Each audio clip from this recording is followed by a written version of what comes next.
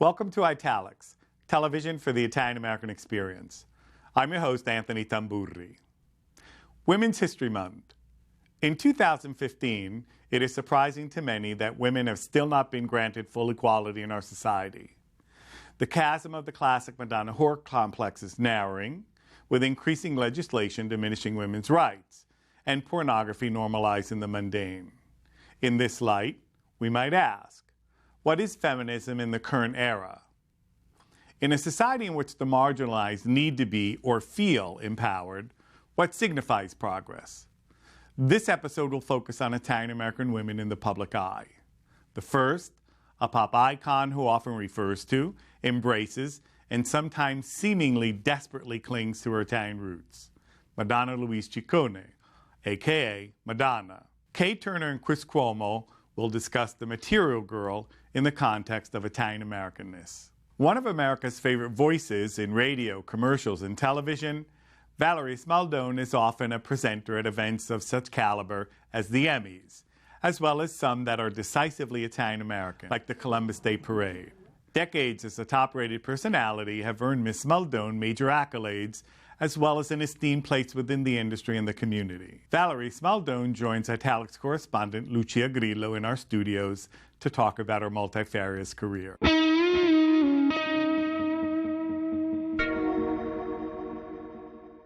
Straight-A student who wanted to be something, Madonna embodies what some consider to be conflicting representations. Mother, to her children and to a large section of the gay community. And someone who has not only embraced her own sexuality, but has also highlighted such controversial topics as teen pregnancy and has recast Catholic imagery in sensual terms in her music videos and performances. Joining us are folklorist and anthropologist Kay Turner, who teaches gender, theory, and time and performance and oral narrative theory, and Chris Cuomo, professor of philosophy and women's studies at the University of Georgia. Madonna's Italian-American women. There were 4 videos that I thought were strongly Italian-American. Open Your Heart, Justify My Love, Like a Prayer, and of course the one with Danny Aiello, Papa Don't Preach. Papa Don't Preach it's iconic of everything that she set out to do, I think, in terms of seeing Madonna as the intersection of feminism and Catholicism at a very critical time in the late 80s. And I think that deeply comes out of an autobiographical place, that she lost her mother at a young age and is still trying to fill that hole to a certain extent by projecting a mothering intention that is also one that can be renewing and transgressive. So, Papa Don't Preach is not just that story of a teen pregnancy. It's about, Papa, don't tell me what to do, ever. Which is so Italian-American. And it's so iconically Italian-American. Yeah. So recognizing the power of the patriarch, right? So she's speaking to Papa. That's the most important person that you've got to sort of figure it out with. And that what does Papa do? He preaches, but I'm refusing it. Yeah. And to have that come from the female voice, from the young female, it's iconically Italian-American. So that gesture, that message becomes possible and becomes powerful in 80s, 90s America, where the Italian-American female is bursting out of her stereotypical position and giving the hand to Papa. Mm-hmm. Yeah, I mean, right. and that is it's paradigm breaking, but it also kind of makes something visible in the popular culture that's always there in Italian American culture. Right. I love in that video the way the domestic space is kind of carved up against the public space. Mm-hmm. So when she's at home and she's like a little girl and she's kind of playing to that, but when she gets out, she swaggers up those stairs, she goes up the subway platform, and she almost has a masculine feel at that point, because there's a way that she's moving out of that domestic, daddy's girl kind of place and into the Papa Don't Preach place. And it shows in the body. It shows in the way that she changes. It might actually be mimicking daddy out on the street. That reappropriation could also be linguistic, right? Right. With her right. T-shirt that says Italians do it better. Well, Italians now Right. has a new meaning to it. Italians being both men and women. And they positioned Danny Aiello in that video as a nice dad, a dad who really cares, someone who really wants to do the best for, again, a reference point to her autobiography where it seems that the mother is missing in the video. Right. And so, so we're talking about ways that Madonna is always reinvesting something about her personal story and her sense of personal loss and absence into the work that she does. When someone embodies the conflicts, they inhabit it as a complex space, and I think that that's something that as an artist of her, as a woman artist, feminist artist of her generation, that's something that she does, even with seriousness and playfulness. So she's very serious. She takes her material, her subject very seriously, but then there's always a playfulness. With her honesty, truth or dare, there's an honesty, but there's also such a devotion to artifice. Yeah. So she embodies that complexity. And the interesting thing about Madonna is that she continues to embody that complexity as she's aging along with us in iconic ways, in ways that she's making newly iconic, and it's going to be really interesting to see how she carries this forward, and I think she's going to. The playfulness recalls, of course, notions of laughter and how laughter and joy need to complement grief and pain and whatever. Right. And or seriousness in this case. Well, she is just plain hilarious, on a certain level. She takes so much seriously about herself and about her mission, but then she just, she laughs at herself. At the end of Justify My Love, when she runs down the hallway laughing and biting her hand, and shaking it, and a very typical, it's of course joking, playful, but it's also a very typical Italian gesture. Very typical, which shows how typical it is to transgress in American culture, or for even Italian American women. That transgression is very present despite the stereotypes, in part because of supportive Papa, right? The Papa might be actually more supportive than the stereotype presents, but also because of a certain amount of freedom and, strength in that position. And another really important place where I think she transgresses throughout is around race. And the color line. Yes. So from the beginning, Madonna has really obviously kind of bent over backwards to include a multiracial spectrum in the realm of sexuality and coupling and boy toys and partners, Black, Latino, Indian, and that is also, I think, stereo breaking and representational in ways that have been really important in moving our culture forward. And Catholicism with Like a Prayer. Yeah. If you look at Like a Prayer, that's really, the base of Like a Prayer is really Latino. It's San Martin de Porres, who is, the patron saint of Peru. And the Black church, the gospel church. Right. So she's positioning those two, institutions right up against each other, against the Ku Klux Klan imagery and all of that. But I found it very interesting that on the, sort of on the racial level, that really the saint, the Black saint, and the Black man who is being martyred in the video really play to each other in a way that, again, testifies to the degree to which I think Madonna invests her work with a sense of knowledge, research, a real need to sort of hybridize things and make people see things in really new ways. But she's very careful. She would never splatter. I've never seen Madonna splatter images. They're always very carefully knitted together and put into relationship so that you can see something new. There's a way in which she is both a transgressor, but rather safe. I think even just the way that she embodies beauty is, and the fact that her hair is blonde, let's mention, and so there's a way in which she kind of, I think, remains somewhat safe, There are certain places where she doesn't go. I think food is an interesting place where she doesn't go as an Italian American. And given the way that she looks and what her exercise regime is, you know, I can see why she doesn't. But think of the work that she could do to help us rethink eating disorders if she were to kind of go there a little bit more. I mean, I think with her, you know, because she's got that cultural power, because she's a bit more safe. Let's talk about that cultural power or legacy, because she is, with regard to Italian Americans, the first alongside someone like Cyndi Lauper, right, who's half Italian American, right? The first alongside Cyndi Lauper. Then we have, of course, Gwen Stefani. Then we have, of course, Lady Gaga, right? So we have two other major singers who come along after her, who really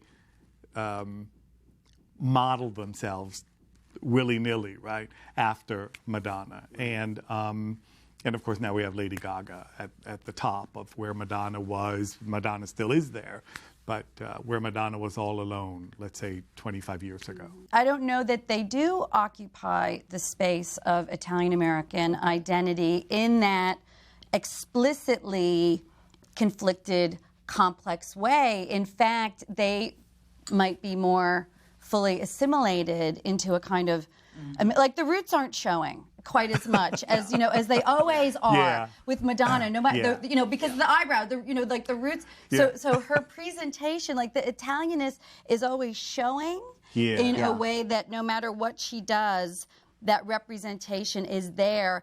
And I appreciate how it's there for Italian-American women, how Madonna has helped push conversations in my own family.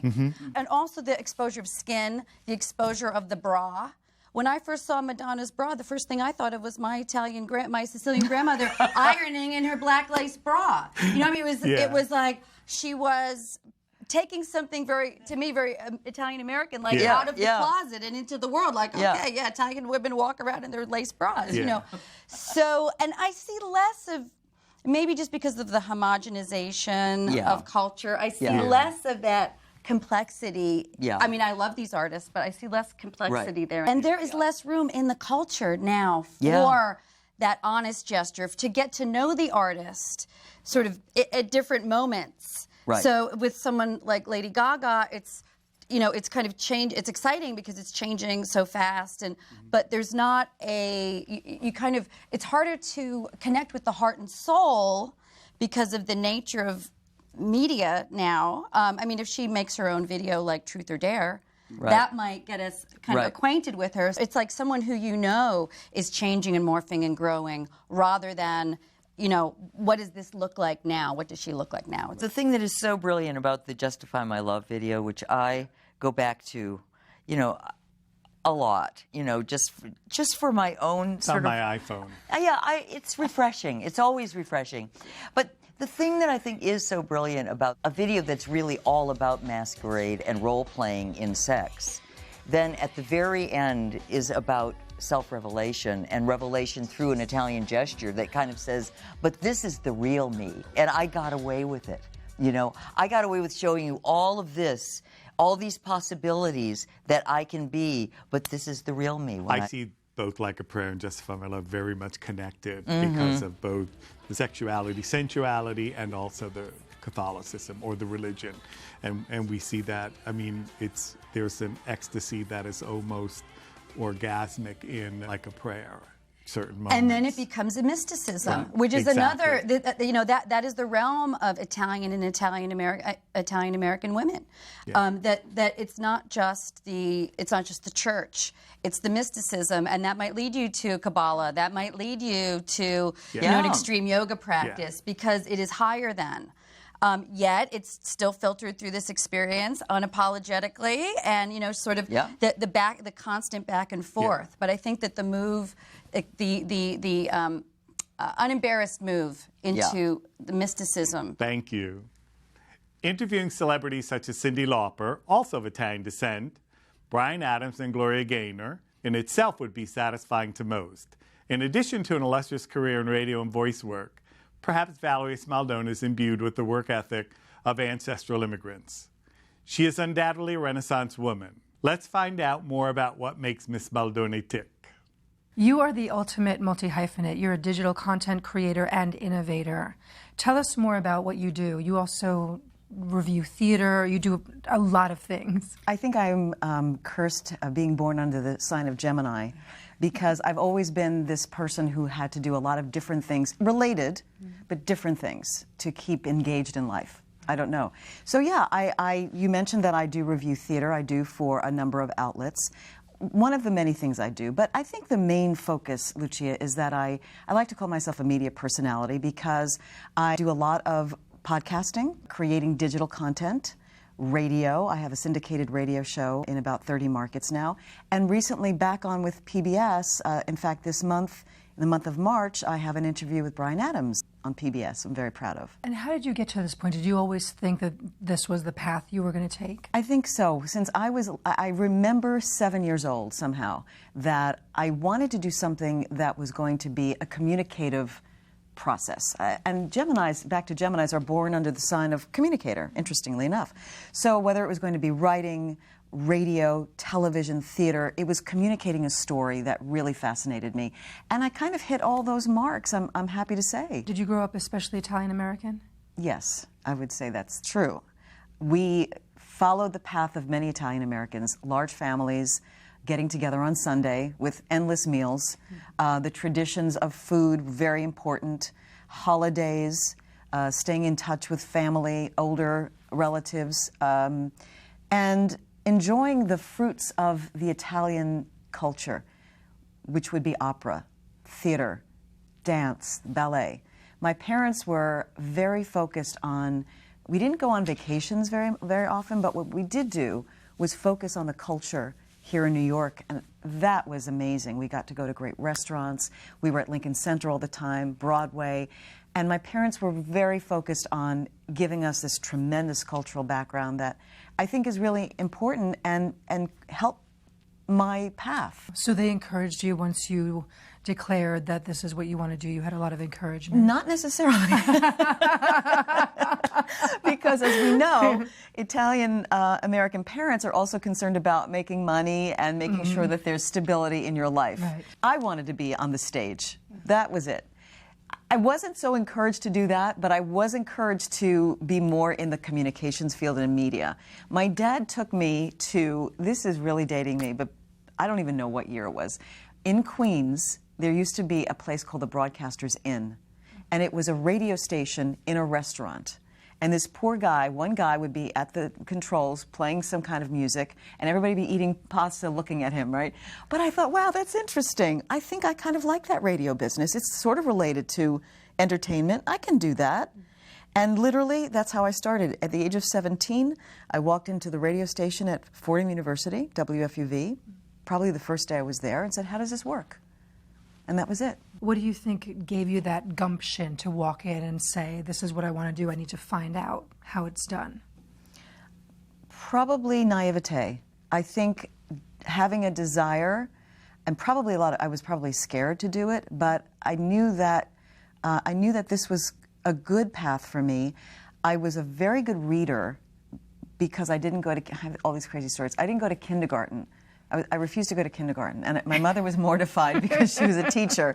She made me learn how to read early on. She said, if you're staying home during this time, you must read. So I was an avid reader and very good at picking up copy cold, which is very important for a broadcaster. So these little things that happen in our past that we don't really realize at the time built this sort of long journey for me to be able to do what I do today. So I think something inside, this intuition, this naive little girl, forced me to follow what I was doing already that my mother had shown me and said, well, I can read well, so I guess I can do this. What do you think needs to happen in order for women to be more well represented in media? I was very fortunate that I never had any issues doing what I wanted to do. I think we just need to do it and stop worrying about all of the aspects of the politics or the ethics or anything. Just do it. And more importantly, do it yourself if you need to. We're at a time now where we don't need to have a job necessarily. When I started, there were gatekeepers in the industry. I could not just start doing a radio show or start doing a TV show. I had to be somewhere. We can be individual entrepreneurs and take the bull by the horns, take our vision, know where we want to go, be smart about it, build a business plan, and create our own business. And because technology allows it now. I know you mentioned the Gemini thing, but do you think it's also part of the immigrant work ethic that gives you this? Without a doubt. My mom was probably the only working mom in my class at the time. And she spoke 3 languages. She was extremely smart. She really helped us to have the idea of achievement and accomplishment, how important that is, to be engaged in something that is meaningful to you. Mm-hmm. And my dad had his own business. So he had that entrepreneurial spirit. And the two of them together formed the opportunities for me to see what I could do on my own, creating my own path in a way. You've emceed many live events and played the voice of God for shows like the Emmy Awards, the New York Emmys. What led you to then report for something like the Columbus Day Parade? They needed somebody. I think there was an opening, and I was recommended to fill in. They needed a fill-in host, so that was a happy circumstance for me. Did it have more meaning than, say, or a different kind of meaning than an event like an awards show? You can't help but feel enormous pride for our background and our ancestors and our heritage when you're there. Between the music, the throngs of people, the color, there's just enormous pride to be a part of that entire experience. So now let's kind of go on the Italian American and also like the wanting to be on stage. What role did you play in the Guido monologues? I played a woman who was talking about how her family misunderstood her, and which happens a lot. Mm-hmm. You know, there's all good intentions, but she was misunderstood. And she talked about what her family was like and the funny parts of the family. But an intelligent woman, a very intelligent woman. She actually, the twist in the little monologue that I did was she ended up being a doctor. And she was very smart, she was very focused, and it wasn't so much anymore about the boys becoming a professional in a very highly competitive industry, but this woman was able to see a way clear to becoming a physician. And what led you to a project like that? Because you've done Spalding Gray, you've done a lot of theater productions. It was so much fun. I got to be friends with this wonderful cast. And you know, Lucia, anytime you're in a collaborative environment, it gets your juices flowing because your creative energy is tapped. And being in front of a live audience for me is probably my favorite thing to do. I do radio, I do television. I love being in front of a live audience because you're feeding off of their energy and their response, and it's a living, breathing relationship. And you also have written for theater. You've written Cara Angelo for Spit It Out. Yeah, that was a project I worked on for about 10 years with a co-writer, and it really was a reflection of our friendship and the differences and yet the similarities that we enjoyed. She was a Jewish Brooklyn blues singer, and I was an Italian-American TV host, and we drew upon our friendship and conflicts within. I watched an interview with you where you said we're afraid to be fabulous. Do you think that's a particular stigma that's put upon Italian-American women? Particularly for women, I will say. All of us are told, sit down, be nice, be quiet, be polite, which is important. Absolutely. I think humility and being nice is extremely important. But there's also a piece of step outside of that and allow yourself to be as open as you can and not be afraid. I think this, I won't say for Italian-American women, I say for women in general. We're socialized to behave that way. You're someone who gives back. What does it mean to teach? What does it give you? I was working for many years at a radio station in New York, and I had a very successful long run. And when I left, it was suggested to me, why don't you teach? And I said, I don't know what am I going to teach? I don't know anything. What can I teach anybody? I don't know how I do what I do. I don't know.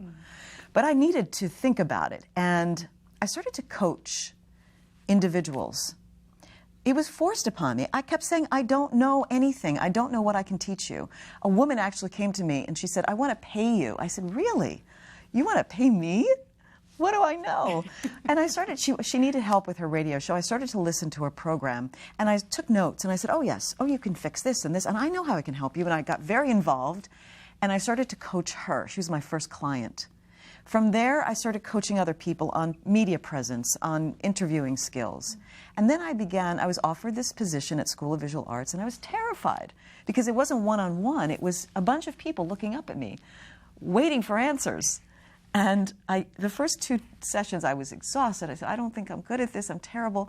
But when you see the light in someone's eyes or recognition, and you see the possibility of them changing ever so slightly, that was when I was hooked. Do you have a favorite moment of your career? When I got to introduce, ladies and gentlemen, please welcome the President of the United States, William Jefferson Clinton, and then I introduced Barack Obama.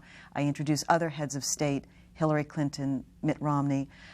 I had to take a minute back and say, wow, that was pretty cool. What would be the title of your autobiography? I don't want to go yet because I want to know what the next chapter is going to be. That's the title of my book. That's a good one. Thank you so much for joining us. Really appreciate Grazie it. mille. Grazie a te. It wouldn't be Women's History Month here at Italics without Professor Margherita and some Italian phrases honoring la festa della donna. Professoressa, bentornata, ben arrivata ad Italics. Thank you, grazie Anthony. Ciao a tutti. So, marzo, March, è il mese della donna, is the month of the woman. Donna, woman. And what we are learning today is not only marzo for March and donna for woman, but is also professoressa. And next time you see me, you will say, Professoressa Margherita, buona festa della donna. Ciao!